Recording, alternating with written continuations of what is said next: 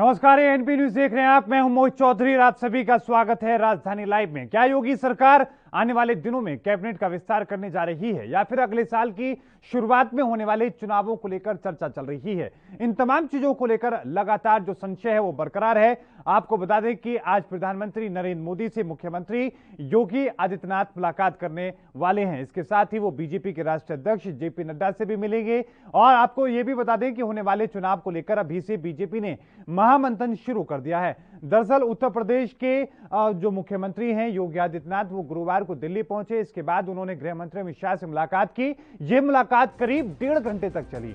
योगी आदित्यनाथ अमित शाह के आवास पर मौजूद ही थे कि अपना दल की प्रमुख अनुप्रिया पटेल भी आवास पर पहुंची। उन्होंने अमित शाह के साथ में बैठक की। शाह और पटेल की मुलाकात को आगामी विधानसभा चुनाव से पहले सहयोगी दलों को साधने के बीजेपी के प्रयास के रूप में देखा जा रहा। पटेल प्रधानमंत्री मोदी के पहले कार्यकाल में केंद्र सरकार में मंत्री थी, लेकिन दूसरी बार जब वो प्रधानमंत्री बनी तो उन्होंने अपना दल की नेता को अपने मंत्रिमंडल में जगह नहीं दी। शाह ने ट्वीट कर आदित्यनाथ और पटेल की मुलाकात की जानकारी दी और तस्वीरें भी साझा की। आपको बता दें कि आज योगी आदित्यनाथ प्रधानमंत्री नरेंद्र मोदी से मुलाकात करेंगे और फिर बीजेपी के राष्ट्रीय अध्यक्ष जेपी नड्डा से भी योगी आदित्यनाथ मुलाकात करेंगे।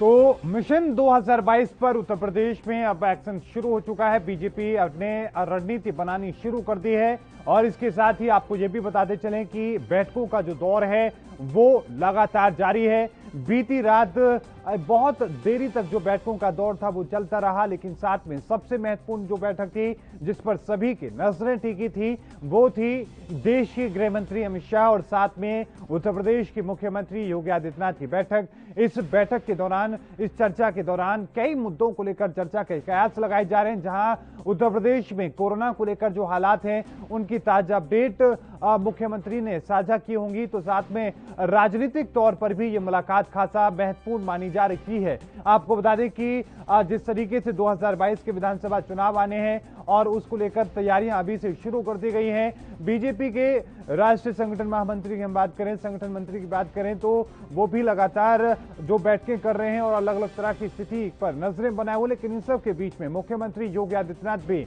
उत्तर प्रदेश में बीजेपी को और मजबूत करने की कोशिश में जुटे हैं। किसी भी हाल में 2022 में किसी तरह का कोई नुकसान ना होने पाए, इसको लेकर रणनीति बनाने में लगे हैं। और इससे भी महत्वपूर्ण बात यह कि हाल ही में जो पंचायत चुनाव हुए थे उनमें जिस तरीके से बीजेपी को नुकसान हुआ है वो नुकसान फिर ना होने पाए, इस तरह की स्थिति एक बार फिर से देखने को ना मिले, उसको कहीं ना कहीं डैमेज कंट्रोल की कोशिश में बीजेपी लगी हुई है। अभी से बैठकें करके इस स्थिति को और बेहतर बनाने की कोशिश में जुटी है। और इसके साथ ही आपको यह भी बताते चले कि लगातार जो उत्तर प्रदेश में राजनीतिक दौर है वो तेजी के साथ बदलता नजर आ रहा है। हाल ही में आपने देखा होगा कि जितिन प्रसाद ने बीजेपी का दामन थाम लिया। वो कांग्रेस के कद्दावर नेता माने जाते थे, पूर्व केंद्रीय मंत्री रहे हैं और इसके साथ ही उत्तर प्रदेश की राजनीति में एक बड़ा नाम है। लेकिन अब उन्होंने बीजेपी का दामन थाम लिया है। उसके बाद उत्तर प्रदेश की राजनीति के जो समीकरण हैं वो बदलते नजर आ रहे हैं। लेकिन इसके साथ ही बीजेपी ने जो छोटे दल हैं उन्हें साधने का जो सिलसिला है एक बार फिर से तेज कर दिया है।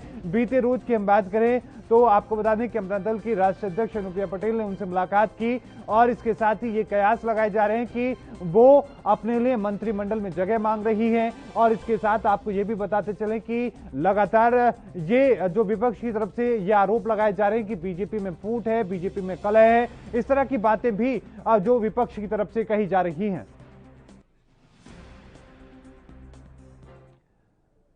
और इस खबर पर हमारे साथ अनुज कुमार, हमारे संवाददाता लखनऊ से हमारे साथ लाइव जुड़ चुके हैं। अनुज कुमार, लखनऊ से जो तस्वीरें हैं दिल्ली की वो किस तरीके से नजर आ रही हैं? आज प्रधानमंत्री से मुलाकात होगी मुख्यमंत्री योगी आदित्यनाथ की और साथ में उनकी मुलाकात जेपी नड्डा से भी होगी, लेकिन लखनऊ में कैसी हलचल है इस वक्त?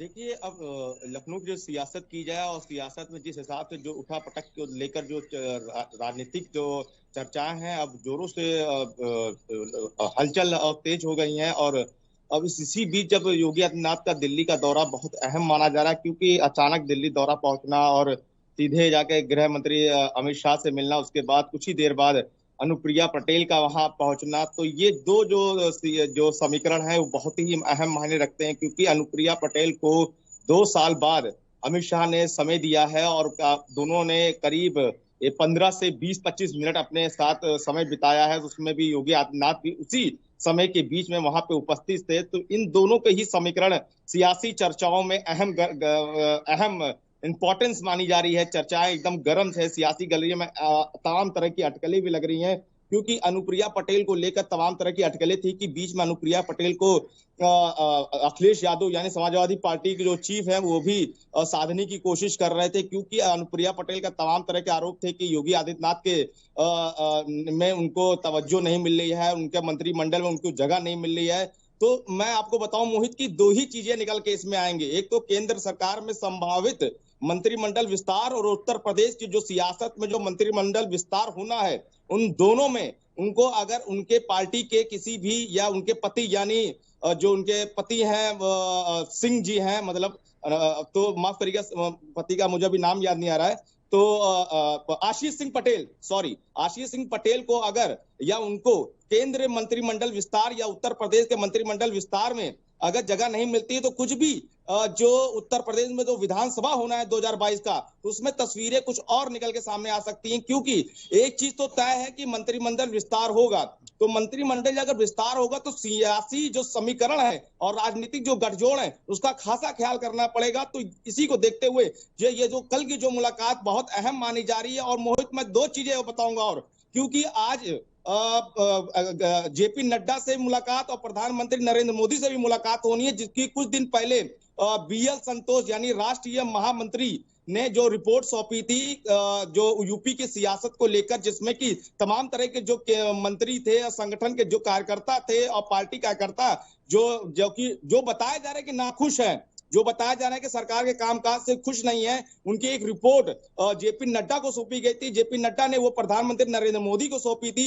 उस रिपोर्ट को भी लेकर अहम बातचीत होगी। और तीसरी चीज मैं बता रहा हूं कि 21 जून से जो नरेंद्र मोदी ने फ्री वैक्सीन का जो की घोषणा करी है, तो फ्री वैक्सीन को लेकर क्या यूपी में किस तरह की कार्य योजना तैयार कर ली गई है, उसको लेकर भी एक विस्तृत report CM chief Yogi Adityanath सौंपेंगे। क्योंकि यूपी जो है 25 करोड़ की आबादी है, जिसमें कि अभी तक केवल 5 करोड़ टेस्ट भी कर लिए गए हैं, और ट्रिपल टी फॉर्मेट से लेकर जो कोरोना जो केसेस थे वो भी इसकी रफ्तार भी धीमी कर ली गई है। और वैक्सीन का जो इस माह का जो टारगेट था 1 करोड़, वो भी पूरा करने के करीब पहुंचने की कोशिश की गई। और जुलाई में इसको और एक्सपेक्टेशन कर दिया गया है कि हम 2 करोड़ डोज लगाने की तैयारी में है। तो इस तरह की तमाम चीजों को लेकर वो बैठकें करेंगे, और जिसमें कि थर्ड वेव को लेकर बातचीत करेंगे। और तीसरी चीज अनुप्रिया पटेल यानी उनके पति आशीष सिंह पटेल, अनुप्रिया यानी अपना दल सोनेवाल को लेकर बहुत अहम चर्चा है, क्योंकि वो कभी ना कभी नाखुश बताई जा रही थी। अगर मंत्रिमंडल विस्तार होता है तो क्या उनको जगह मिलेगी, तो यही सबसे बड़ी सियासी हलचल है, और यही इसी को लेकर तमाम तरह के कयास लगाए जा रहे जी। लेकिन विपक्ष की हम बात करें, खासतौर पर विपक्ष का उसका रवैया कैसा है तमाम घटनाओं को लेकर, वो क्या कुछ कह रहा है? देखिए, विपक्ष को तो फिलहाल तमाम तरह की अपनी बातें रखनी है, अपने आरोप प्रत्यारोप लगाने हैं। पर अगर मैं बता करूं कि 2 दिन पहले जिस तरह से जितेंद्र प्रसाद ने आकर बीजेपी का थामा तो सियासी उत्तर प्रदेश में एक हलचल सी आ गई, भूचाल आया कि आखिर ये क्या वजह रह गई कि ब्राह्मण चेहरे को इतनी तवज्जो दी गई। क्योंकि इससे पहले भी यहाँ पे पाठक है, दिनेश शर्मा है और कलराज मिश्रा है, ऐसे ब्राह्मण चेहरे यहाँ पे उत्तर प्रदेश की राजनीति में एक अच्छा कद रखते हैं। उसके बाद भी जितेंद्र प्रसाद का यहाँ आना और उनको सत्ता दिलाना, क्या ब्राह्मण को साधने की कोशिश की जा रही है। क्योंकि मैं आपको बताऊं मोहित, क्योंकि जो मंत्रिमंडल विस्तार होना है, तो क्या ये भी एक अटकलें लगाए जा रही हैं, क्या मंत्रिमंडल विस्तार में जितेंद्र कई तरह के अलग अलग कयास हैं, जो राजनीतिक पंडित हैं वो भी अपनी अपनी तरह की जो दावे कर रहे हैं। अब बहुत बहुत धन्यवाद दिनोज हमारे साथ जुड़ने के लिए, तमाम जानकारी को साझा करने के लिए। स्पीच रुकेंगे एक छोटे से ब्रेक के लिए, जल्द हाजिर होते हैं।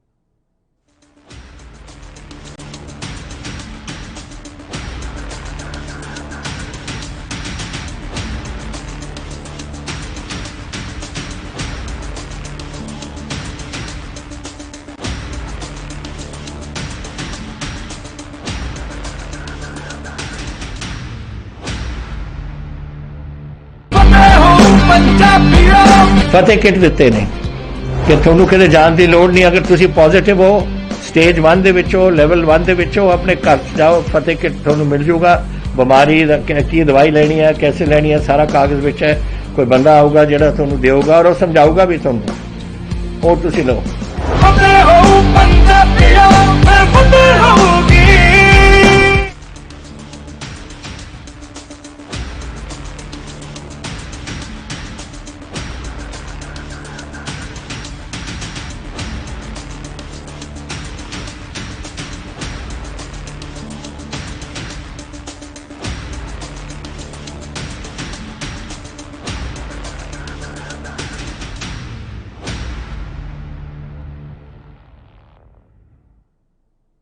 ब्रेक के बाद एक बार फिर से आपका स्वागत है। रुक करते हैं बाकी खबरों का। आपको बता दें कि मुंबई सहित महाराष्ट्र में कोरोना की कमर तोड़ने के लिए महाराष्ट्र सरकार वैक्सीनेशन पर सबसे ज्यादा जोर दे रही है। वहीं वैक्सीनेशन को लेकर युवाओं में भी खासतौर पर जोश देखने को मिल रहा है। जिन इलाकों में वैक्सीनेशन सेंटर पर वैक्सीन मौजूद है, वहां पर युवा भारी संख्या में वैक्सीनेशन के लिए पहुंच रहे हैं। उत्तर मुंबई चारकोप में वैक्सीनेशन पर सुबह से लेकर शाम तक नौजवानों की भीड़ देखी गई। आपको यह भी बता दें कि 18+ के लोगों में उत्साह देखकर लगता है कि अगर वैक्सीन उपलब्ध रही तो युवाओं का वैक्सीनेशन जल्द ही पूरा हो जाएगा। अब ऐसे में समय रहते सभी का वैक्सीनेशन होता है तो आने वाले समय में अगर तीसरी लहर आती है तो उससे लड़ने में थोड़ी आसानी हो सकती है। कुछ जगहों पर वैक्सीनेशन की कमी है। प्राइवेट अस्पतालों से लेकर सरकारी वैक्सीनेशन सेंटरों पर भी कई दिन लोगों को भटकना पड़ रहा है। लेकिन इसके साथ ही वैक्सीनेशन की कमी है तो कहीं इंटरनेट पर उसका रजिस्ट्रेशन नहीं हो पा रहा है। इस तरह की तमाम तरह की समस्याओं का सामना भी लोगों को करना पड़ रहा है। आपको यह भी बताते चलें कि रजिस्ट्रेशन ना होने की वजह से कई लोगों को वापस अपने घर भी जाना पड़ रहा है। महाराष्ट्र सहित तमाम जो राज्य हैं देश के, वो पूरी कोशिश में जुटे हैं कि किस तरीके से वैक्सीनेशन को लेकर तेजी लाई जाए ताकि इस महामारी को रोका जा सके। खासतौर पर युवाओं को लेकर स्थिति और तेजी के साथ में वैक्सीनेशन की शुरुआत की गई है। जिस तरीके से प्रधानमंत्री नरेंद्र मोदी ने ये घोषणा की थी कि 21 जून से सभी लोगों को मुफ्त में वैक्सीन मिलेगी और इसके साथ ही अनुमान लगाया जा रहा है कि 21 जून से राज्यों के पास अतिरिक्त डोज भी पहुंचेगी, यानी कि और भी जो डोज उन्हें दी जाएंगी जो पहले से उन्हें तय की गई थी, क्योंकि जो पहले से डोज उनको तय की गई थी उन डोज में अभी डोज की कमी कहीं ना कहीं देखने को मिलती है। चाहे दिल्ली की हम बात करें, महाराष्ट्र, पंजाब, उत्तर प्रदेश, मध्य प्रदेश, हरियाणा की हम बात करें, तमाम ऐसे राज्य हैं जहां पर वैक्सीन की जो कमी की खबरें सामने आती हैं। लेकिन इन सब के बीच में अब कोशिश यही है कि किस तरीके से जल्द वैक्सीनेशन की स्थिति को और तेजी के साथ बढ़ाया जा सके और वैक्सीनेशन की प्रक्रिया को खत्म किया जाए, क्योंकि आने वाली तीसरी लहर को लेकर जिस तरह की चेतावनियां हैं वो बहुत गंभीर हैं। और ऐसे में ना तो कोई राज्य सरकार ना ही केंद्र सरकार किसी भी तरह की लापरवाही के मूड में है। यही वजह है कि वैक्सीनेशन को तेजी के साथ में लागू करने की कोशिश की जा रही है। और इस बीच रुकेंगे एक छोटे से ब्रेक के लिए, बहुत जल्द हाजिर होते हैं।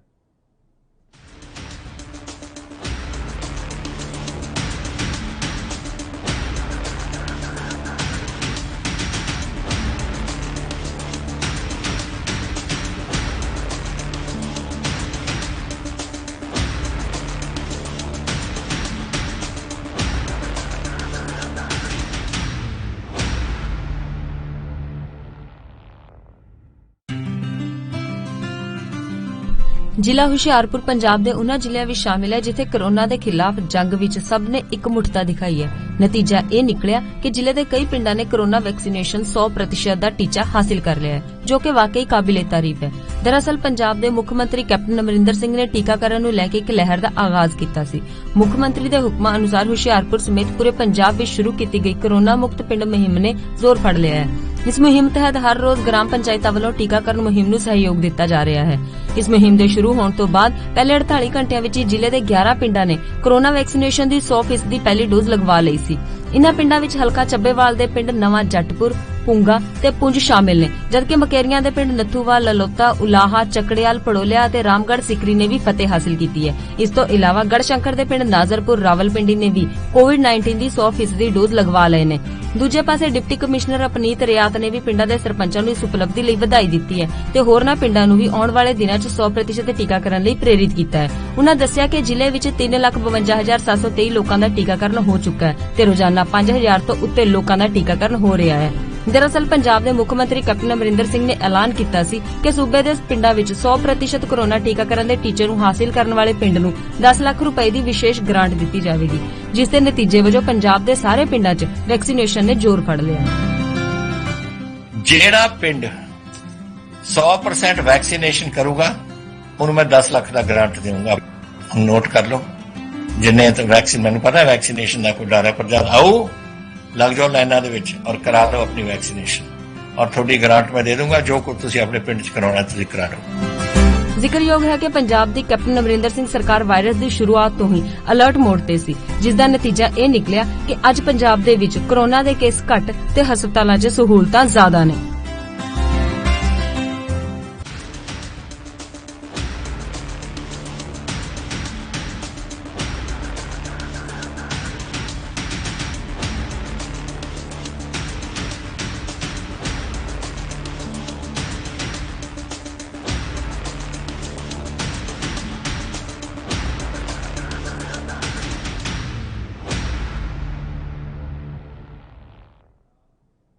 तो महाराष्ट्र सरकार वैक्सीनेशन पर जोर दे रही है और युवा भी भारी संख्या में वैक्सीनेशन सेंटर्स पर पहुंच रहे हैं। इसी पर और ज्यादा जानकारी के साथ हमारे संवाददाता हमारे साथ मुरारी सिंह जुड़ चुके हैं मुंबई से। अब मुरारी सिंह, वैक्सीनेशन को लेकर किस तरह की स्थिति है, क्या कुछ ताजा अपडेट है? जिस वैक्सीनेशन सेंटर पर वैक्सीन मौजूद है वहां पर बड़ी संख्या में लोग वैक्सीनेशन के लिए पहुंच रहे हैं। रोहित, पिछले 2-3 दिनों पे अगर नजर डाला जाए तो सबसे ज्यादा जो 18+ युवा है, 18 से लेकर 26 साल के लोग तो बड़ी संख्या में जो है कि वैक्सीनेशन सेंटर पर पहुंच रहे हैं। शहर के जो उत्तर मुंबई बोरीवली का इलाका कहा जाता है, वहां पर पिछले 15-20 दिन से वैक्सीन नहीं थी, लेकिन जैसे ही कल वहां पर वैक्सीन की डोज पहुंची उसके बाद युवाओं में एक अच्छा खासा जोश देखा गया और बड़ी संख्या में लोग वहां पर टीकाकरण कराते हुए रहे। लेकिन कई ऐसे अभी भी जो है कि वैक्सीनेशन सेंटर है जहां पर जो है कि वैक्सीन की कमी है, कई लोगों को चक्कर खाकर घूम घूम कर अपने घर जाना पड़ता है। तो जहां वैक्सीन उपलब्ध है वहां लोग बड़े ही हर्षोल्लास के साथ कह सकते हैं कि वैक्सीनेशन करा रहे हैं। युवाओं के जोश को देखकर क्या लगता है, क्योंकि अफवाहों की हम बात करें तो अफवाहों का बाजार भी गर्म है, क्या लग रहा है कि उन तमाम भ्रमों को, अफवाहों को खत्म करने का काम कर रहे हैं युवा? वही से कहना गलत नहीं होगा। जिस तरीके से स्लम इलाकों में ज्यादातर लोग वैक्सीनेशन से डरते थे, ऐसे में उन्हीं स्लम इलाकों में अगर युवा बढ़ करके वैक्सीनेशन लेते हैं तो उन लोगों के लिए जरूर प्रेरणादायक होगा जो लोग वैक्सीनेशन नहीं कराना चाहते थे या वैक्सीनेशन से डर रहे थे। जिस तरीके से युवाओं की गिनती देखी जा रही है, समय रहते अगर सही तरीके से वैक्सीनेशन पहुंचा तो मुंबई सहित महाराष्ट्र के हालात कह सकते हैं कि एक बार सुधर सकते हैं और सही समय पर अगर सारे लोगों का टीकाकरण हुआ तो आने वाले समय में किसी भी परिस्थिति से लड़ सकते हैं। और ये युवा जो है कहीं न कहीं उन लोगों को जो इससे डर रहे थे वैक्सीनेशन से, उनके लिए प्रेरणादायक कर रहे हैं। बहुत बहुत धन्यवाद मुरारी सिंह हमारे साथ जुड़ने के लिए, तमाम जानकारी को साझा करने के लिए। इस बीच रुकेंगे बहुत छोटे से ब्रेक के लिए, जल्द हाजिर होते हैं।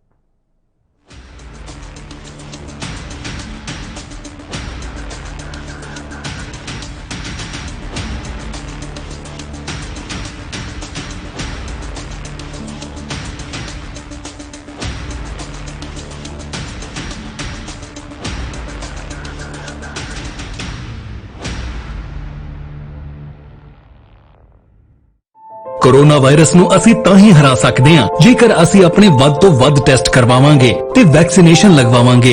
जैसे ਤੁਹਾਨੂੰ ਕੋਈ ਥੋੜੀ ਬਿਮਾਰੀ ਵੀ ਲੱਗੇ, ਤੁਹਾਨੂੰ ਲੱਗੇ ਕਿ ਮੈਨੂੰ ਮੇਰੀ ਛਾਤੀ 'ਚ ਦਰਦ ਹੈ ਜਾਂ ਮੈਨੂੰ ਖਾਂਸੀ ਹੋ ਗਈ ਜਾਂ ਮੈਨੂੰ ਜ਼ੁਕਾਮ ਹੋ ਗਿਆ ਜਾਂ ਮੇਰਾ ਬਦਨ ਦਰਦ ਹੈ, ਤੁਸੀਂ ਵੇਟ ਨਾ ਕਰੋ, ਟੈਸਟ ਕਰਾਓ। ਪੰਜਾਬ ਸਰਕਾਰ ਵੱਲੋਂ ਕੋਰੋਨਾ ਵਾਇਰਸ ਨਾਲ ਨਜਿੱਠਣ ਲਈ ਪੰਜਾਬ ਦੇ ਪਿੰਡਾਂ ਵਿੱਚ ਵੈਕਸੀਨੇਸ਼ਨ ਡਰਾਈਵ ਚਲਾਈ ਗਈ ਹੈ ਤਾਂ ਜੋ 18 ਸਾਲ ਤੋਂ ਉੱਪਰ ਦੇ ਸਾਰੇ ਲੋਕ ਜਲਦ ਤੋਂ ਜਲਦ ਆਪਣੀ ਵੈਕਸੀਨੇਸ਼ਨ ਕਰਵਾ ਸਕਣ। पूरे पंजाब ਦੇ ਪਿੰਡਾਂ ਲਈ ਕੋਵਿਡ ਟੈਸਟਿੰਗ ਕੇਂਦਰ ਸਥਾਪਿਤ ਕੀਤੇ ਗਏ ਨੇ। ਜੇਕਰ ਤੁਹਾਨੂੰ ਬੁਖਾਰ ਜ਼ੁਕਾਮ ਜਿਹੇ ਲੱਛਣ ਮਹਿਸੂਸ ਹੁੰਦੇ ਹਨ ਤਾਂ ਤੁਰੰਤ ਆਪਣਾ ਕੋਰੋਨਾ ਵਾਇਰਸ ਦਾ ਟੈਸਟ ਕਰਵਾਓ। ਕੋਰੋਨਾ ਸੰਬੰਧੀ ਜਾਣਕਾਰੀ ਲਈ 104 ਹੈਲਪਲਾਈਨ ਤੇ ਕਾਲ ਕਰੋ।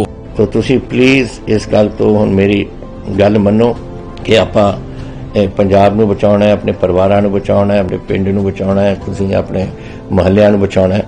ਤੁਸੀਂ ਜੋ ਦੱਸਿਆ ਡਾਕਟਰਾਂ ਨੇ ਕਰੋ।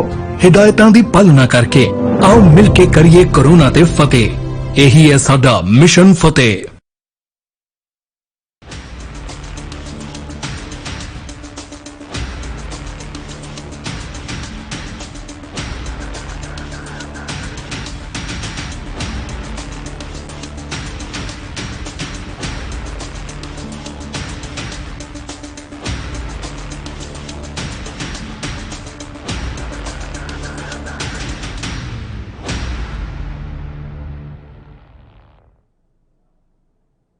ब्रेक के बाद एक बार फिर से आपका स्वागत है। रुक करते हैं बाकी खबरों का। आपको बता दें कि मध्य प्रदेश में लगातार दूसरे दिन नकली नोटों का कारखाना पकड़ा गया। इस बार मामला प्रदेश की आर्थिक राजधानी कही जाने वाले इंदौर से है, जहां पर क्राइम ब्रांच की टीम ने नकली नोट बनाने वाले आरोपी को गिरफ्तार करते हुए उसके पास से 2.5 लाख रुपए से भी ज्यादा के नकली नोट जब्त किए हैं। आरोपी के पास से 100, 500 और 2000 रुपए के नकली नोट जब्त किए गए हैं।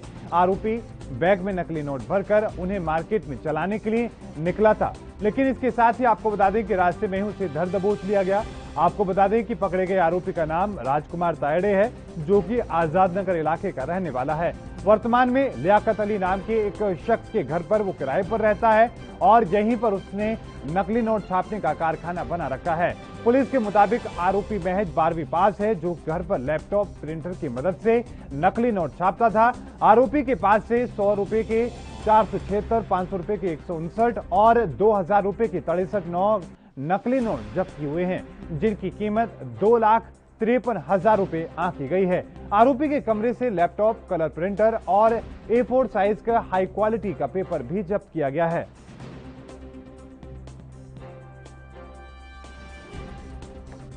ये क्राइम ब्रांच इंदौर को सूचना मिली थी कि एक व्यक्ति नकली नोट छाप रहा है और उसको बाज़ार में खपाने की दृष्टि से वो घूम रहा है। इस सूचना पे क्राइम ब्रांच ने इसको दबोचा और इस व्यक्ति का जब तलाशी ली तो इसके पास से नकली नोट बरामद हुए और इसके उपरांत इसके आवास की तलाशी ली गई, तो जहां इक्विपमेंट मिले, computer, laptop, printer, colour printer, वो जो पेपर होता है जिस पे वो छापते हैं, और इम्पॉर्टेंटली कटिंग मटेरियल, जिससे वो उसको साफ़ सफाई से नोट को काटे। आपने देखा होगा कि ये नोट जो हैं वो पहली नज़र में हूबहू वैसे ही लगते हैं।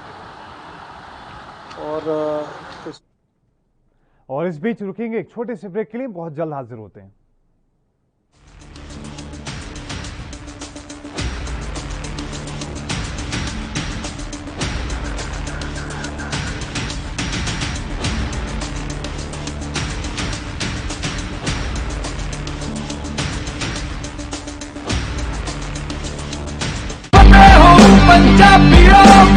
ਵੈਕਸੀਨ ਜ਼ਰੂਰ ਕਰਾਉਣੀ ਹੈ ਤੁਸੀਂ। ਤੁਹਾਡੀ ਐਂਟੀਬਾਡੀਜ਼ ਵਧਾਉਣੇ ਨੇ। ਜਦੋਂ ਤੁਹਾਡੇ ਐਂਟੀਬਾਡੀਜ਼ ਵਧਣਗੇ, ਉਹ ਐਂਟੀਬਾਡੀਜ਼ ਨੇ ਜਿਹੜੀ ਕਰੋਨਾ ਦੇ ਨਾਲ ਜੰਗ ਲੜ ਸਕਦੀ ਹੈ ਤੁਹਾਡੇ ਬਾਡੀਜ਼ ਦੇ ਵਿੱਚ। ਇਹ ਤੁਹਾਨੂੰ ਕਰਾਉਣਾ ਚਾਹੀਦਾ ਹੈ। ਤੁਹਾਨੂੰ ਉਹ ਡਾਕਟਰ ਜੋ ਪਹਿਲੇ ਦਿਨ ਤੋਂ ਕਹਿ ਰਹੇ ਨੇ ਮਾਸਕ ਨਹੀਂ ਭੁੱਲਣਾ। ਅਗਰ ਕਿਸੇ ਨੂੰ ਕੋਵਿਡ ਹੋ ਵੀ ਚੁੱਕਿਆ, ਉਹਨੂੰ ਵੀ ਦੇਖੋ ਕਿ ਮਾਸਕ ਪਹਿਨੇ, ਕਿਉਂਕਿ ਸਟ੍ਰੇਨਸ ਬਦਲਦੇ। ਇਹ ਜਿਹੜੇ ਸਟ੍ਰੇਨ ਨੇ ਨਾ ਕਰੋਨਾ ਦੇ, ਇਹਨਾਂ ਦੀ ਮਿਊਟੈਂਟਸ ਬਣ ਜਾਂਦੇ ਨੇ। ਇਸ ਕਰਕੇ ਤੁਸੀਂ ਉਹ ਜੋ ਬੇਸਿਕ ਚੀਜ਼ਾਂ ਨੇ, मास्क पहनना, हथ धोने, सोशल डिस्टेंसिंग रखनी, ये जरूरी है। ਤੁਹਾਨੂੰ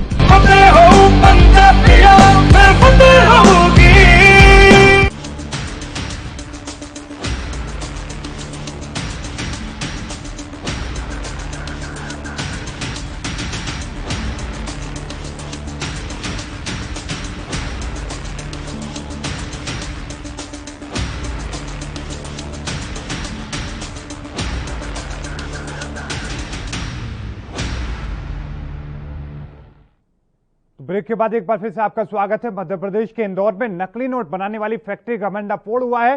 पुलिस ने आरोपी को दबोच लिया और इसी पर और ज्यादा जानकारी के साथ हमारे संवाददाता इंदौर से गणेश तिवारी जुड़ चुके हैं लाइव। गणेश तिवारी, ये बड़ा खुलासा हुआ है, पुलिस को बड़ी कामयाबी मिली है क्राइम ब्रांच को, नकली नोट बनाने की फैक्ट्री का इसको लेकर खुलासा किया गया है। क्या कुछ ये पूरा मामला है, एक बार विस्तार से बताएं।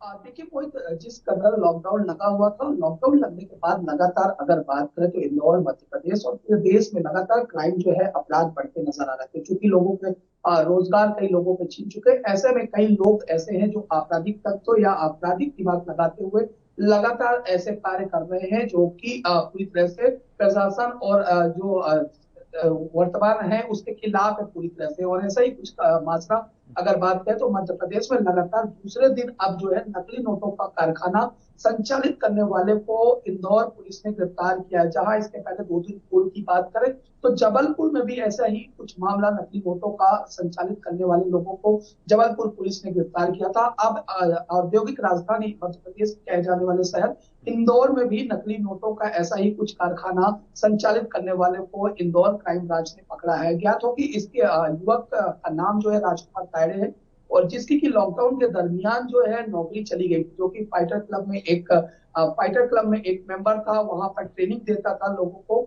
और इसके बाद उसकी लॉकडाउन के बाद नौकरी चली गई, जिससे यूट्यूब के माध्यम से उसने नकली नोटों को बनाने का कार्य संचालित किया और किराए के मकान पे ही उसने अपने यहाँ पर ही ऐसा पूरा लैपटॉप और प्रिंटर तमाम ऐसे हाई क्वालिटी चीजें रखकर उसने नकली नोटें संचालित करना प्रारंभ कर दिया। हालांकि इंदौर क्राइम ब्रांच ने उसे घर दबोचा है और जब जो आरोपी है वो पहले ही जहां नोटों को संचालित करने के लिए मार्केट में जा रहा था, लेकिन मुखबिर की सूचना के बाद हालांकि राजकुमार तायड़े नामक युवक को इंदौर क्राइम ब्रांच ने धर दबोचा और जिसके पास लेकिन गणेश तिवारी क्या वो अकेला ही इस पूरी घटना को अंजाम दे रहा था? क्या नकली नोट बनाने के इस पूरे मामले को लेकर कोई और भी उसका साथी था? क्या जानकारी पुलिस को मिली अब तक?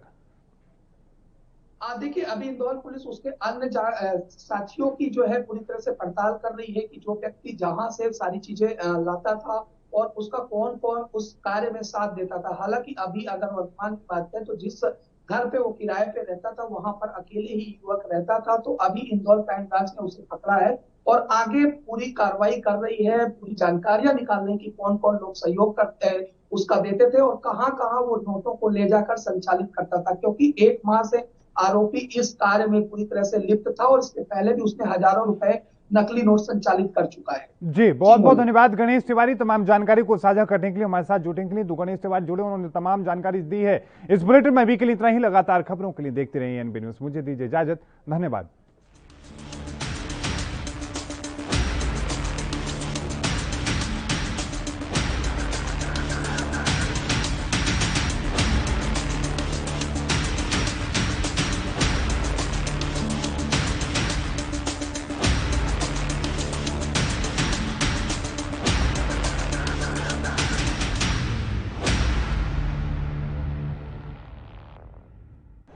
यात्रीगण कृपया ध्यान दें, ANB express news on wheels Tata sky, Airtel, Facebook page, Instagram, Jio TV, Google play, YouTube और ऐप स्टोर पर रात 9 बजे ANB न्यूज पर आ रही है। धन्यवाद।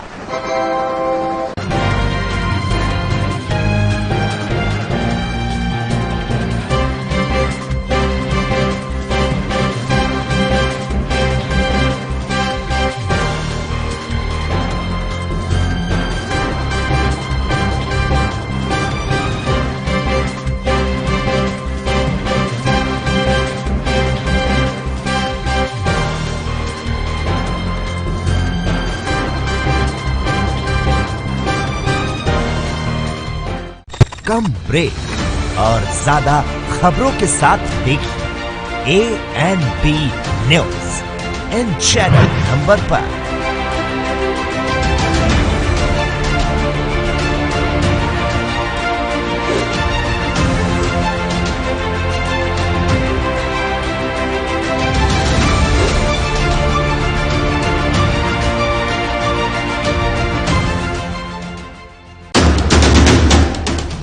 राष्ट्र धर्म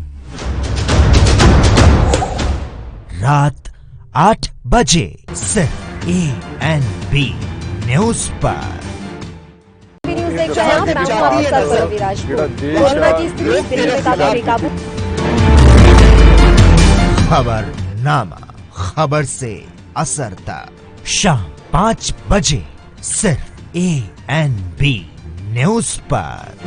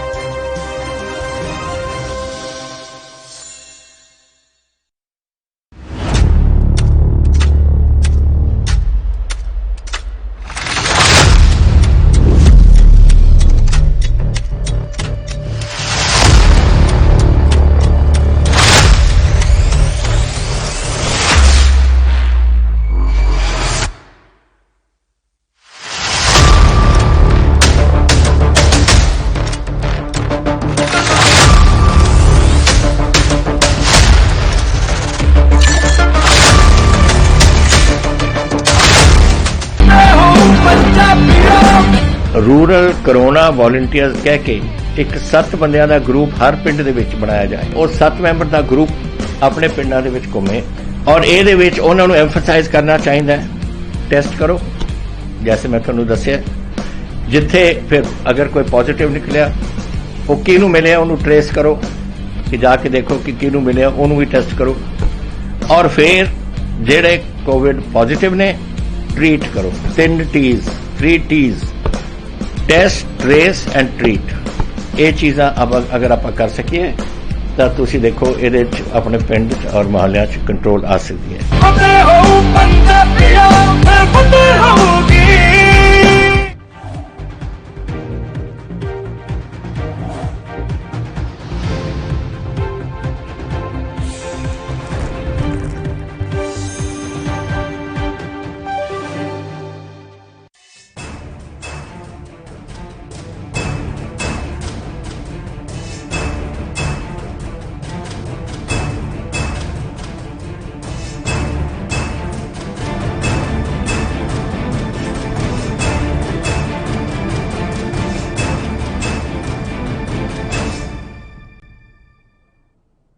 नमस्कार, एएनबी न्यूज देख रहे हैं आप। मैं हूं मोहित चौधरी और आप सभी का स्वागत है इस बुलेटिन में। उत्तर प्रदेश में बीजेपी मिशन 2022 को लेकर तैयारियों में जुट चुकी है। जहां लगातार बीजेपी छोटे दलों से संपर्क साध रही है तो वहीं बड़े नेताओं को बीजेपी में लाने की कोशिश के तेज कर दी गई है। कांग्रेस के पूर्व नेता जितिन प्रसाद के बीजेपी में शामिल होने के बाद जहां कांग्रेस को एक बड़ा झटका लगा है तो वहीं बीजेपी को इसका बड़ा फायदा मिलता नजर आ रहा है। लेकिन अब सवाल भी उठने लगे हैं कि जिस तरीके से मुख्यमंत्री योगी आदित्यनाथ दिल्ली पहुंचे और उन्होंने गृह मंत्री अमित शाह से मुलाकात की, उससे राजनीतिक पंडित अलग अलग तरह के कयास लगा रहे हैं और साथ में इसको लेकर अलग अलग तरह की बातें कही जा रही हैं। जितिन प्रसाद के बीजेपी में शामिल होने से बीजेपी के कई ऐसे नेता हैं जो नाराज बताए जा रहे हैं। इतना ही नहीं, मंत्रिमंडल में विस्तार की बातें भी सामने आ रही हैं। हालांकि बीजेपी कई बार मंत्रिमंडल विस्तार और संगठन में बदलाव से पहले ही इनकार कर चुकी है, लेकिन अफवाहों का बाजार गर्म है और ऐसे में आज मुख्यमंत्री योगी आदित्यनाथ की मुलाकात प्रधानमंत्री नरेंद्र मोदी से हो सकती है। तो वहीं बीजेपी के राष्ट्रीय अध्यक्ष जेपी नड्डा से भी मुख्यमंत्री योगी आदित्यनाथ मुलाकात करेंगे। इसके साथ ही सबसे महत्वपूर्ण बात यह है कि जिस तरीके की स्थिति फिलहाल उत्तर प्रदेश में देखने को मिल रही है उसको लेकर विपक्ष भी चुटकी लेने से अब पीछे नहीं हट रहा है। विपक्ष भी लगातार इस पूरे मामले को लेकर उसका दावा है कि बीजेपी में कला है। देश में दिल्ली की बीजेपी अलग है, उत्तर प्रदेश की बीजेपी अलग है। यही वजह है कि उत्तर प्रदेश की बीजेपी ने दिल्ली के नेताओं के पोस्टर अपने तमाम सोशल मीडिया के पोस्टरों से हटा दिए हैं, फोटोज हटा दिए हैं। इस तरह की बातें भी कही जा रही है, लेकिन साथ में तस्वीरें कुछ ऐसी भी हैं कि 2022 के मिशन को लेकर कहीं ना कहीं बीजेपी ने कमर कसने अभी से शुरू कर दिया है। क्योंकि बीते रोज अगर हम बात करें अपना दल की, तो अपना दल के राष्ट्रीय अध्यक्ष ने मुलाकात की है गृह मंत्री अमित शाह से। और इसके साथ ही आपको यह भी बताते चले कि इसके अलावा और जो बाकी के छोटे मोटे दल हैं उन तमाम दलों से भी संपर्क साधने की कोशिश में बीजेपी जुट चुकी है।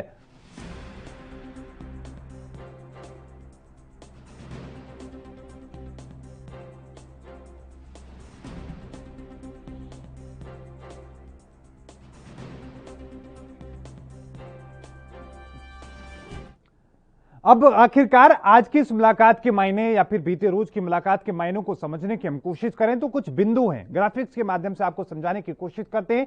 यूपी में हलचल तेज क्यों है? क्योंकि अगले साल विधानसभा चुनाव है और राज्य में मंत्रिमंडल फेरबदल की चर्चाएं भी चल रही हैं, इसको लेकर भी हलचल तेज है। और साथ में कोरोना की वजह से जो विपक्ष लगातार हमला कर रहा है उसको लेकर भी हलचल तेज है। पंचायत चुनाव में जो बीजेपी को नुकसान हुआ है उन तमाम चीजों को लेकर भी हलचल तेज है और बीजेपी में कलह की जो चर्चाएं हैं वो तेज है। अब विपक्ष जहां एक और लगातार इस तरह के आरोप लगा रहा है तो वहीं बीजेपी के विधायकों की नाराजगी देखने को मिली है। कई विधायक ऐसे हैं जिन्होंने खुल करके अपनी बात कही है और साथ में खाली जो पड़े हुए पद हैं उनको भरने की जो चर्चाएं हैं, चाहे चेयरमैन हो या तमाम ब्लॉक लेवल पे हो, मंडल लेवल के जो तमाम जो ऐसे पद हैं जो खाली पड़े हैं उनको भरने की भी कोशिश की जाएगी। और इस बीच रुकेंगे एक छोटे से ब्रेक के लिए, बहुत जल्द हाजिर होते हैं।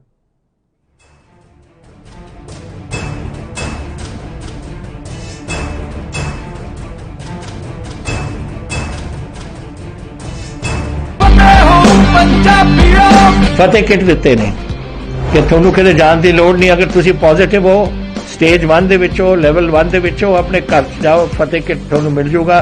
ਬਿਮਾਰੀ ਕੀ ਦਵਾਈ ਲੈਣੀ ਹੈ, कैसे ਲੈਣੀ ਹੈ, ਸਾਰਾ ਕਾਗਜ਼ ਵਿੱਚ ਹੈ। ਕੋਈ ਬੰਦਾ ਆਊਗਾ ਜਿਹੜਾ ਤੁਹਾਨੂੰ ਦੇਊਗਾ और ਉਹ ਸਮਝਾਊਗਾ ਵੀ ਤੁਹਾਨੂੰ। ਉਹ ਤੁਸੀਂ ਲਓ।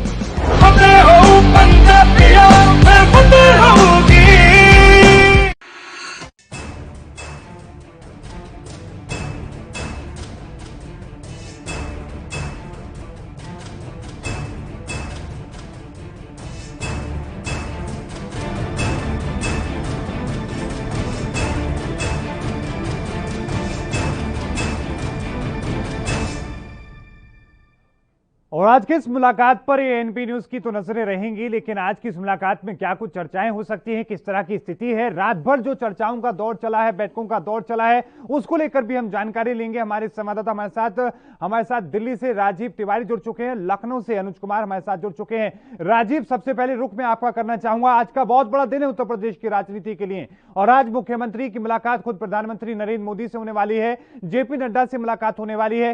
क्या कुछ ताजा अपडेट है इससे जुड़े हुए, उसके बारे में जानकारी दें।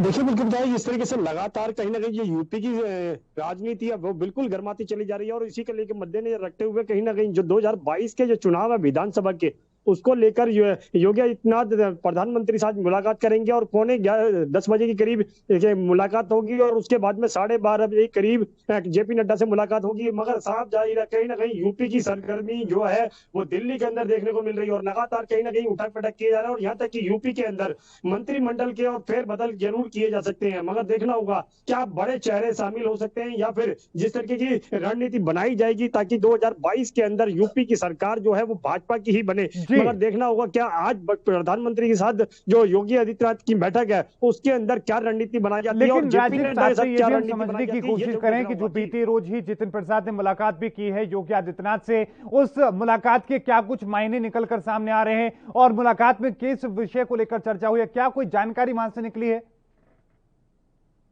देखिए, बिल्कुल बताइए, ये जानकारी जरूर मिल पा रही है कि जिस तरीके से मुलाकात कल भी हुई थी और कहीं ना कहीं जेपी नड्डा से, और आज भी मुलाकात हो सकती है, और यहाँ तक कि अमित शाह से भी मुलाकात हो सकती है।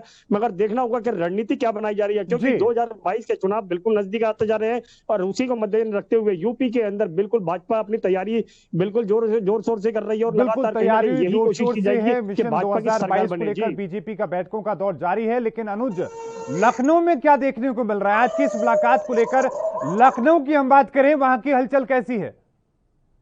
देखिए मोहित, मैं यही बताना चाहूंगा, जो उत्तर प्रदेश की जो सियासी जो उठापटक है वो काफी संशय बना हुआ है, क्योंकि कहीं ना कहीं ये माना जाता है कि जब दिल्ली का रास्ता तय करना तो यूपी के सियासत से होते हुए का तय करना, क्योंकि उत्तर प्रदेश की जो विधानसभा सीट है वो 403 है। उसी को देख के तमाम तरह की अटकलें और तमाम तरह के सियासी समीकरण और राजनीतिक गठजोड़ साधने की कोशिश की जा रही है, क्योंकि जो नाखुश है उनको मनाने की कोशिश की जाएगी, जहां जहां जो कमियां हैं उनको कहीं ना कहीं डैमेज कंट्रोल करने की पूरी संभावनाएं जताई जा रही है। अनुप्रिया पटेल से कल मुलाकात करना, 2 साल बाद उनको जगह समय देना, ये अपने आप में बहुत बड़ी खबर निकल के सामने आती है। और मैं यही बताना चाहूंगा कि अनुप्रिया पटेल का मिलना और ये दावा करना कि केंद्रीय मंत्रिमंडल विस्तार में एक कोटे का मंत्री उनके पार्टी से जाए, और उत्तर प्रदेश के अगर मंत्रिमंडल विस्तार होता है तो 2 मंत्री उनके कोटे से जाए, क्योंकि ये मंत्रिमंडल विस्तार होगा तो 6 सीटें जो खाली हैं उनको भरना है, और साथ में नए चेहरों को भी जोड़ना है। तो ये पूरा एकदम सियासी समीकरण को ही बटाना है, चाहे जाति समीकरण हो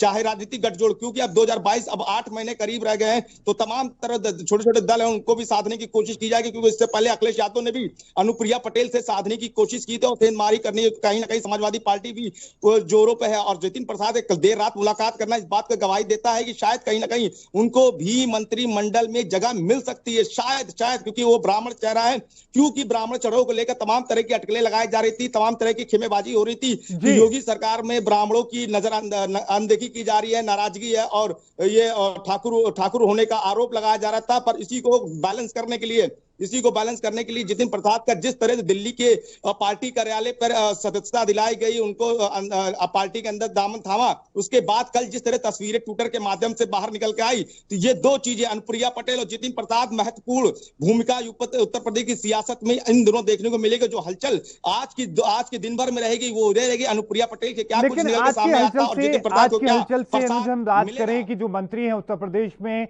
उन मंत्रियों के अंदर भी क्या कोई हलचल देखने को मिल रही है? कुछ विधायकों की हम बात करें, क्या उनमें भी कोई हलचल है कि हो सकता है कि किसी को मौका मिल सकता है? किसका क्या हलचल देखने को मिल रही है विधायकों की और मंत्रियों की बात करें तो? देखिए, अभी किसी भी कॉल किया गया और या संपर्क साधने की कोशिश जो हमारे तरफ से एनबी न्यूज की ओर से किया गया, फिलहाल कोई भी अभी कुछ भी जवाब देने के मूड में नहीं है। सिर्फ इतना उन लोगों का कहना है कि ये एक तरह से औपचारिक मुलाकात और शिष्टाचार भेंट है। फिलहाल किसी बातों को लेकर अभी हमारी तरफ से कोई भी आधिकारिक बयान नहीं दिया जा सकता है। जो भी निर्णय लेना होगा माननीय मुख्यमंत्री योगी आदित्यनाथ लेंगे, ऐसा उनके विधायक और ऐसा उनके कार्यकर्ता या ऐसा उनके पार्टी के जो पदाधिकारी बड़े उनका कहना है। दूसरी ओर अगर मैं बात करूं कि बीएल संतोष यानी राष्ट्रीय महामंत्री, संगठन महामंत्री ने भी साफ कर दिया था कि अगर मंत्रिमंडल विस्तार होता है तो किन चेहरों को जगह मिलेगी, किनको नहीं मिलेगी, ये मुख्यमंत्री योगी आदित्यनाथ पे डिपेंड करता है। तो यानी ये जो महत्वपूर्ण जो दौर है, यानी आज के जो तस्वीरें निकल के आएंगी, ये भी एक बड़ी वजह है कि मुलाकात के लिए वो वहां पर पहुंचे हैं, क्योंकि अगर विस्तार होता है तो मुख्यमंत्री की सहमति होना बहुत जरूरी है। लेकिन राजीव, ये मुलाकात जो आज होनी है प्रधानमंत्री नरेंद्र मोदी से या फिर बीजेपी के राष्ट्रीय अध्यक्ष जेपी नड्डा से, क्या कोई वक्त निर्धारित हुआ है कब तक की मुलाकात के लिए मुख्यमंत्री वहां से जाएंगे? और उत्तर प्रदेश सदन की हम बात करें, क्या वहां पर हलचल इस वक्त चल रही है? देखिए, बिल्कुल बताइए, जिस तरीके से बात करें योगी आदित्यनाथ की, तो योगी आदित्यनाथ प्रधानमंत्री यानी नरेंद्र मोदी जी से आज 10:45 पर एक बैठक करने वाले हैं और उसके अंदर ही सारी रणनीति बनाई जाएगी कि यूपी के अंदर किस तरीके की रणनीति होनी चाहिए और यहाँ तक कि किसको मंत्रिमंडल के अंदर शामिल करना है और किसको मंत्रिमंडल से बाहर करना है। ये सारी रणनीति आज 10:45 पर बैठक के अंदर की जाएगी। उसके बाद में यानी कि अब से कुछ देर के बाद में ये बैठक का जो सिलसिला वो शुरू होगा। राजीव, आप हमारे साथ बने रहें, अनुज आप भी हमारे साथ बने रहें। इस बीच रुकेंगे बहुत छोटे से ब्रेक के लिए, बहुत जल्द हाजिर होते हैं।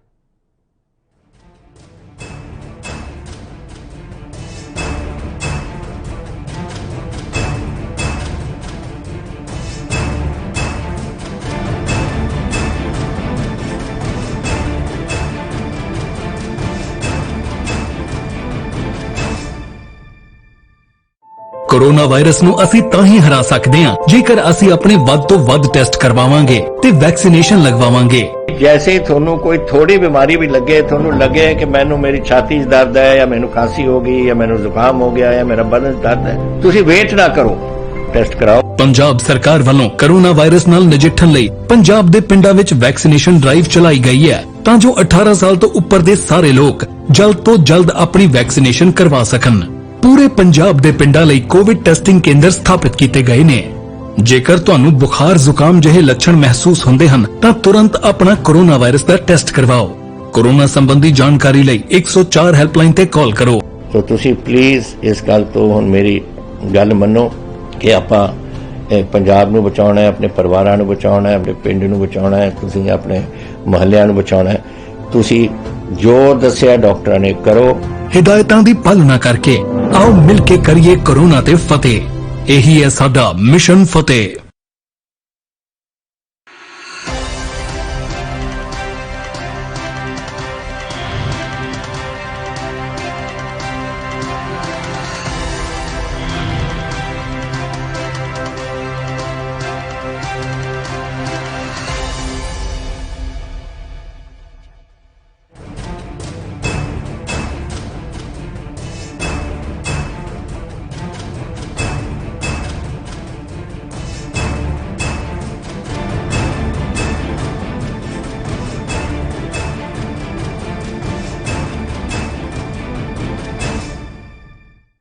ब्रेक के बाद एक बार फिर से आपका स्वागत है। लगातार हमारे साथ दोनों संवाददाता हमारे साथ जुड़े हुए हैं। राजीव तिवारी, एक बार फिर से रुख में आपको करना चाहूंगा, यानी कि कुछ घंटों के बाद ही मुलाकात होने वाली है। साथ में जेपी नड्डा की मुलाकात की हम बात करें, क्या उसको लेकर भी कोई समय अभी तय हुआ है?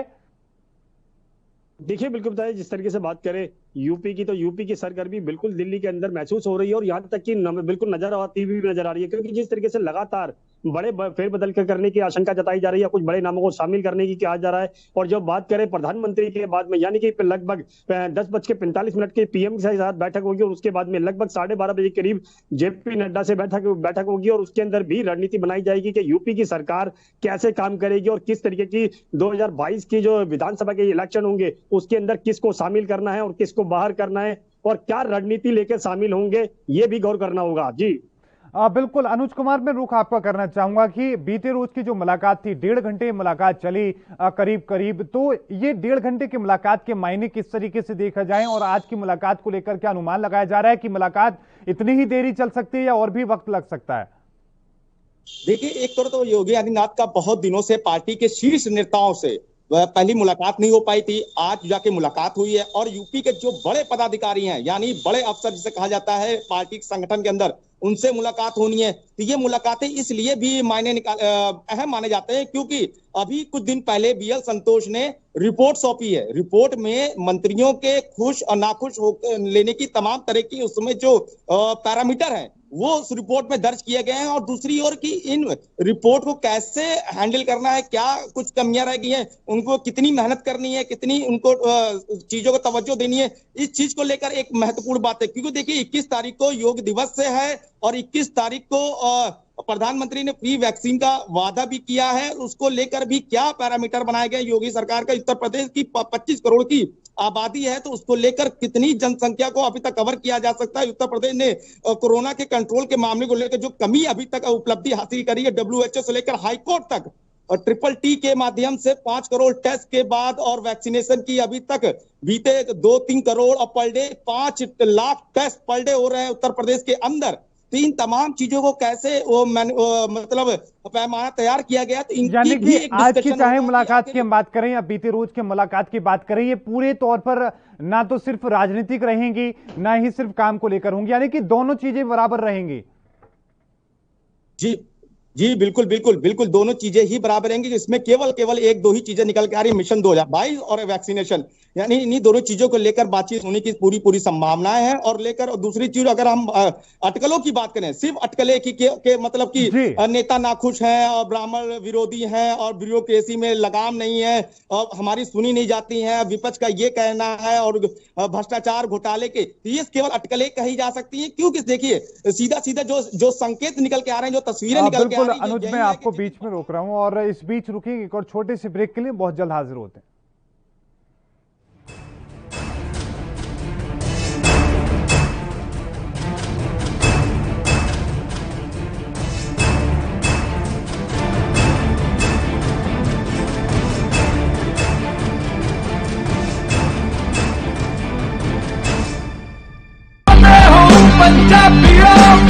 वैक्सीन जरूर करवानी है। तुसीं थोड़ी एंटीबॉडीज ਵਧਾਉਣੇ ਨੇ, ਜਦੋਂ ਤੁਹਾਡੇ ਐਂਟੀਬॉडीज ਵਧਣਗੇ ਉਹ ਐਂਟੀਬॉडीज ਨੇ ਜਿਹੜੀ ਕੋਰੋਨਾ ਦੇ ਨਾਲ ਜੰਗ ਲੜ ਸਕਦੀ ਹੈ ਤੁਹਾਡੇ ਬॉडीज ਦੇ ਵਿੱਚ।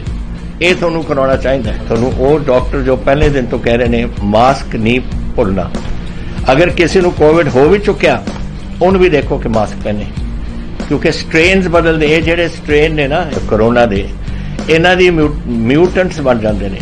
ਇਸ ਕਰਕੇ ਤੁਸੀਂ ਉਹ ਜੋ ਬੇਸਿਕ ਚੀਜ਼ਾਂ ਨੇ, मास्क पहनना, हाथ धोने, सोशल डिस्टेंसिंग रखनी, ये जरूरी है।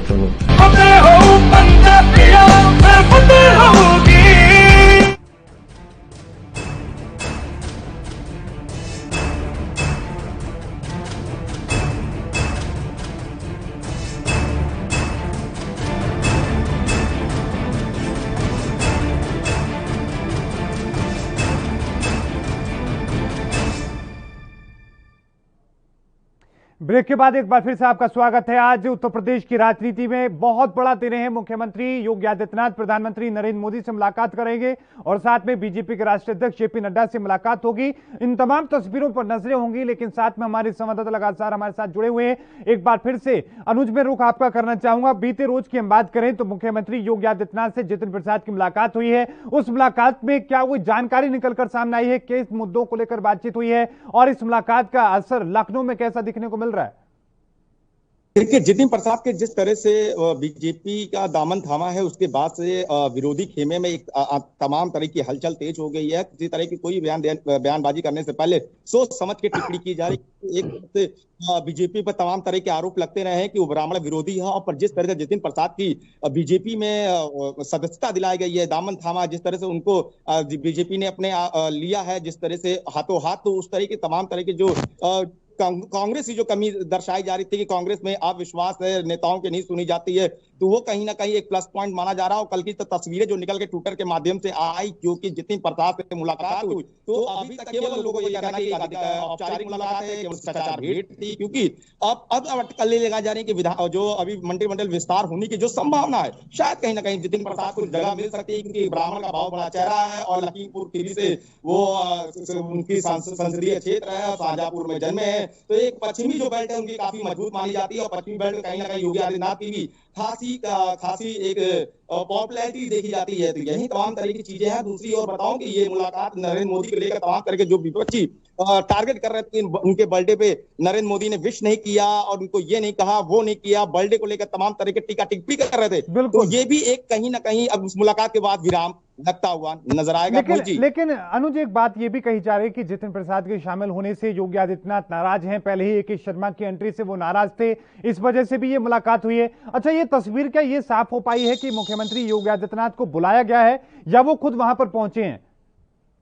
देखिए, अभी तक जो मीडिया रिपोर्ट्स के जो मुताबिक कहा तो आला कमान के निर्देश पे ही तत्काल तमाम तरह के जो दौरे थे उनको निरस्त करने के बाद या जो भी उनके कार्यक्रम थे निरस्त करने के बाद अचानक दिल्ली दौरा 2 दिवस का तय किया गया है, जो कि कल का दिन बीत चुका है और आज का भी दिन बहुत महत्वपूर्ण माना जा रहा है। और सियासी गलियारा में चर्चा भी जोरों पर है कि आखिर जिस तरह की जो टीका टिप्पणी या विपक्ष की ओर से तमाम तरह के जो आरोप लगाए जा रहे थे कि जितिन प्रसाद के आने से मुख्यमंत्री नाखुश हैं या ऐसा वैसा, तो उन तमाम अटकलों को फिलहाल विराम लग गया है, क्योंकि जितिन प्रसाद का आना कहीं ना कहीं भी उत्तर प्रदेश की सियासत में एक मजबूत गठजोड़ माना जाए। जिस तरह से ज्योतिराज सिंधिया का बीजेपी में जाना, फिर इसके बाद जितिन प्रसाद का आना, कहीं ना कहीं फिर पायलट के आने की सुगबुगाहट, फिर मिलिंद के आने की सुगबुगाहट भी जोरों पे पकड़ती जा रही, क्योंकि ये अब नहीं चाहते विपक्ष उनके ऊपर आरोप लगाए कि बीजेपी ये पार्टी है वो पार्टी है। तो इसको तमाम तरह के यूपी में 5 राज्य उत्तर प्रदेश में 5 राज्यों में विधानसभा चुनाव होने हैं मोहित जी, 5 राज्यों में। तो यानी 5 राज्यों को विधानसभा को देखते हुए उत्तर प्रदेश महत्वपूर्ण माना जाता है, क्योंकि यहाँ पे 403 विधानसभा सीटें और जो कि उत्तर केंद्र की जो 2024 की जो सत्ता आनी है वो यूपी की गलियारों से होकर ही जाएगी। यानी उत्तर प्रदेश की सीटें, उत्तर प्रदेश की पुराना इतिहास है, उत्तर प्रदेश से ही तमाम जो रास्ता खुलता है केंद्र का, और इसको लेकर एक अलग तरह की राजनीति भी उत्तर प्रदेश में देखने को मिलती है। राजीव, आज की मुलाकात भी सभी के नजरें हैं, लेकिन साथ में एक बात और हम समझने की कोशिश करें। बीते रोज अनुप्रिया पटेल से भी मुलाकात हुई है, गृह मंत्री अमित शाह की, और इसके अलावा और भी नेताओं से मुलाकात हुई है। आज भी क्या उम्मीद जताई जा रही है, क्योंकि बीजेपी जो छोटे दल हैं, जो सहयोगी दल हैं, उनको साधने की कोशिश में एक बार फिर से जुट चुकी है। क्या इन आज मुख्यमंत्री योगी आदित्यनाथ की मुलाकात के अलावा क्या कोई छोटे दलों की हम बात करें या बाकी किसी नेता की मुलाकात को लेकर कोई जानकारी है? देखिए, बिल्कुल बताइए, बात करें आज की बैठक की तो बिल्कुल आज की बैठक के अंदर कहीं ना कहीं कुछ फेरबदल जरूर किया जाएगा। और जहां तक की बात करें छोटे दलों की, तो छोटे दलों के लिए भी कहीं ना कहीं कुछ रणनीति बनाई जाएगी और देखना होगा वो रणनीति कितनी कारगर होगी, ये भी गौर करना होगा। मगर देखना होगा जिस तरीके से योगी आदित्यनाथ आज प्रधानमंत्री से मिलेंगे और बैठक के बाद में यही डिसाइड किया जाएगा कि यूपी की सत्ता किस तरीके से उनके बीजेपी के खामियां में रहनी चाहिए। मगर जिस तरीके से बात करें, लगातार जो यूपी की सरगर्मी है वो बिल्कुल दिल्ली के अंदर देखने को मिल रही है। यहाँ तक कि बीजेपी के कहीं ना कहीं कुछ बड़े चेहरे भी शामिल है और कहीं ना कहीं इस बैठक के अंदर देखना होगा क्या क्या रणनीति बनाई जाती है। मगर यह साफ है कि यूपी की सत्ता जो है वो कहीं ना कहीं काफी बड़ा मायने रखते हैं और कहीं ना कहीं भाजपा के लिए काफी बड़ी मायने के साथ साथ हमेशा यही कहा जाता है कि यूपी की सत्ता अगर दिल्ली की गलियारा तो जाती है तो कहीं ना कहीं उसका रास्ता भी कहीं ना कहीं यूपी के अंदर भी है। मगर देखना है कि लगातार जिस तरीके से रणनीति बनाई जाती है इस बैठक के अंदर वो किस तरीके की होगी और आने वाले दिनों के अंदर 2022 की जो सत्ता होगी वो किसके साथ हाथ में जाएगी। जी बिल्कुल अनुज कुमार, क्योंकि अगर हम बात करें कि छोटे दलों से संपर्क साधने की कोशिश कर दी है, अनुप्रिया पटेल की मुलाकात की खबरें हम तमाम लोगों ने देखी, तस्वीरें हमारे सामने आई, लेकिन साथ में अगर बात करें राजभर जैसे जो नेता हैं या बाकी के जो दल हैं वो भी कोशिश कर रहे हैं बीजेपी से संपर्क साधने की या फिर बीजेपी भी बातचीत करने की कोशिश कर रही है। उस तरह की स्थिति को लेकर क्या अपडेट है? लेकिन इसका मैं जवाब लूंगा अनुज आपसे, लेकिन उससे पहले एक छोटे से ब्रेक पर हम जा रहे हैं, जल्द हाजिर होते हैं।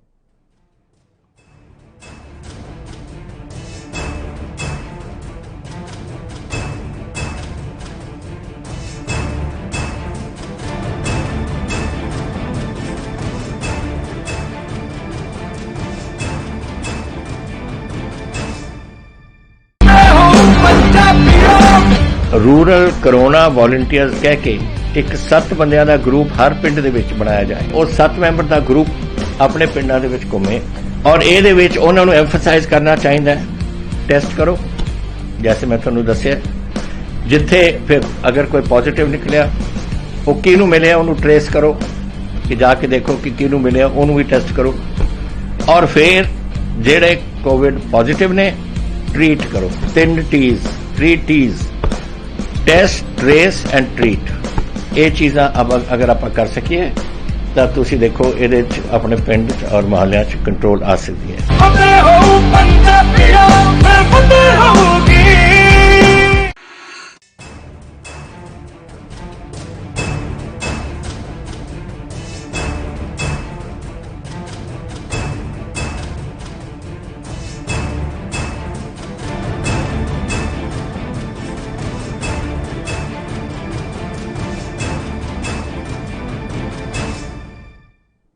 ब्रेक के बाद एक बार फिर से आपका स्वागत है। लगातार दोनों संवाददाता हमारे साथ जुड़े हुए हैं। एक बार फिर से अनुज, मैं रुख आपका करना चाहूंगा। उत्तर प्रदेश में जो छोटे दल हैं उनको साधने की कोशिश भी तेज हो चुकी है और तमाम जो बाकी के विपक्षी दल हैं वो भी अपनी तरफ खींचने की कोशिश कर रहे हैं। तो इन तमाम चीजों को लेकर भी आज मंथन हो सकता है। देखिए मोहित, मैं यही बताना चाहूंगा, विधानसभा चुनाव आने में अब 8 महीने बचे हैं और उसी को लेकर तमाम तरह की जो राजनीति है उत्तर प्रदेश की वो अब गर्माती हुई नजर आ रही है और छोटे छोटे जो दल हैं उनको भी साधने की हर पार्टी अपनी ओर से कोशिशें तेज करती है, चाहे वो अनुप्रिया पटेल की नाराजगी हो, चाहे राज बब्बर का छिटक के जाना हो। क्योंकि देखिए बीते दिनों अखिलेश यादव की अनुप्रिया पटेल से मुलाकात समझने की कोशिश करें, लोग भी जरूर इस बात को समझना चाहेंगे कि उत्तर प्रदेश में बीजेपी 300+ का नारा पहले भी देकर आई थी। इस बार भी उन्होंने कहा, स्थिति हमने देखी कि कितनी शानदार जीत उनकी हुई थी। उन्हें क्या जरूरत है छोटे दलों की? देखिए बिल्कुल छोटे दलों को ही लेके चलना ये उत्तर प्रदेश की सियासत में एक मजबूरी माना जाता है, क्योंकि उनके बिना सीटों पे काबिज होना फिलहाल मुमकिन नहीं होता है। क्योंकि ये छोटे छोटे दल अपनी क्षेत्रीय राजनीति में बहुत अहम माने जाते हैं और क्षेत्रीय जो राजनीति होती है, मतलब क्षेत्रीय दलों की जो राजनीति होती है वो काफी महत्वपूर्ण मानी जाती है। इसीलिए अभी जो 300+ पिछली साल जो बोला गया था 2017 में, इस बार 200+ का टारगेट दिया गया है। तो ये तमाम तरह की जो चीजें हैं वो बहुत मायने रखे जाते हैं। देखिए इसमें बंगाल का जिस तरह से डैमेज होना और जिस तरह बंगाल की सियासत को लोगों ने जोड़ा, उत्तर प्रदेश की सियासत है वो भी अहम माने जा रहे हैं और मायावती का जिस तरह साइलेंट होना वो भी अहम माने जा रहा है, क्योंकि साइलेंट वोटर कहीं ना कहीं मायने रखते हैं। और उत्तर प्रदेश में एक बात मोहित मैं बताऊंगा, मुस्लिम वोटर बहुत मायने रखते हैं, मुस्लिम वोटर। और एक सूत्र हमारे बता रहे हैं कि इस बार मुस्लिम वोटरों को भी टिकट दिया जा सकता है। कि सभी को साधने की कोशिश इस बार 2022 के मिशन को लेकर बीजेपी कर सकती है। बहुत बहुत धन्यवाद राजीव तिवारी, आपका भी, अनुज कुमार आपका भी, दोनों संवाददाता हमारे साथ जुड़े। तमाम जो तस्वीरें आप तक होंगी, लेकिन वो कुछ ही घंटों का इंतजार है। उसके बाद मुलाकात का जो दौर है मुख्यमंत्री योगी आदित्यनाथ का, प्रधानमंत्री मोदी का, वो शुरू होने वाला है। लगातार खबरों के लिए देखते रहिए एएनबी न्यूज। मुझे दीजिए इजाजत, धन्यवाद।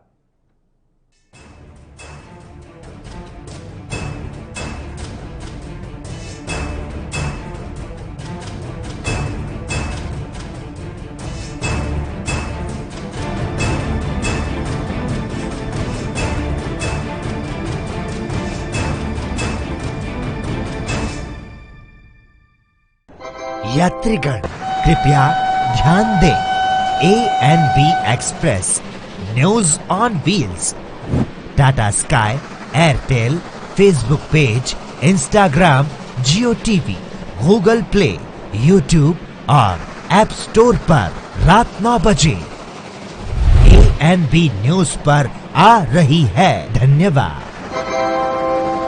कम ब्रेक और ज्यादा खबरों के साथ देखिए ANB news in channel number पर।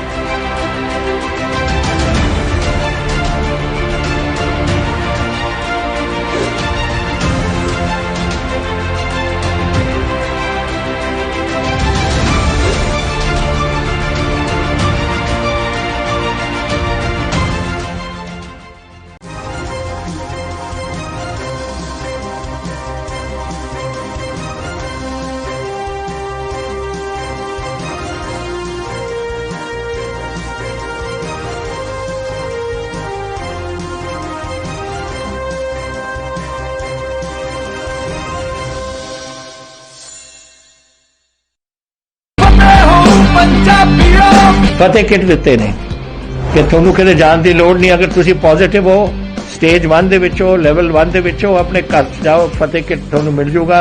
ਬਿਮਾਰੀ ਦਾ ਕੀ ਦਵਾਈ ਲੈਣੀ ਹੈ, कैसे ਲੈਣੀ ਹੈ, ਸਾਰਾ ਕਾਗਜ਼ ਵਿੱਚ ਹੈ। ਕੋਈ ਬੰਦਾ ਆਊਗਾ ਜਿਹੜਾ ਤੁਹਾਨੂੰ ਦੇਊਗਾ ਔਰ ਉਹ ਸਮਝਾਊਗਾ ਵੀ ਤੁਹਾਨੂੰ, ਉਹ ਤੁਸੀਂ ਲਓ। ਫਤਿਹ ਹੋ ਪੰਜਾਬੀਓ, ਫਤਿਹ ਹੋਊਗੀ। राष्ट्र